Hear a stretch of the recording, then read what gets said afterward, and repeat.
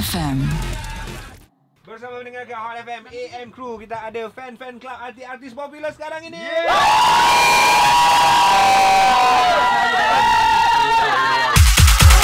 Pergi makan nasi lemak kerang. Boleh saya tahu siapa boyfriend Syahna sekarang? Boyfriend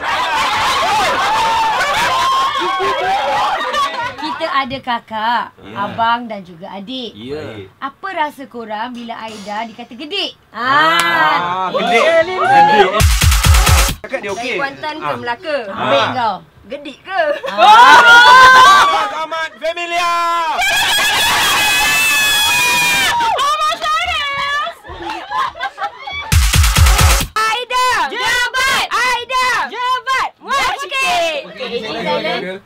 Okey, kenapa minat AJ?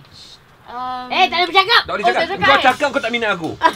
Okey, so tak cakap Tak payah cakap. Okey, diam diam. Okey, alright. Kenapa minat AG?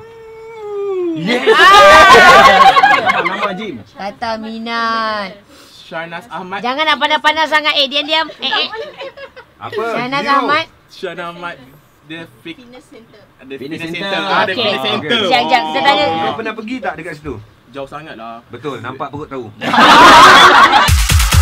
Aku lengkapkan pantun betul Okey. Tudung merah jambu sungguh. Wow. Dipakai oleh ahli One Hot Lovers. Aboy. Dari jauh korang datang bersungguh-sungguh. One Hot Lovers, oh One Hot Lovers. Okey, pagi-pagi minum kopi. One Hot Lovers tetap di hati. Alah, kau keras je. Tapi daripada Pak Kerat langsung tak match macam mana? Sedap didengar.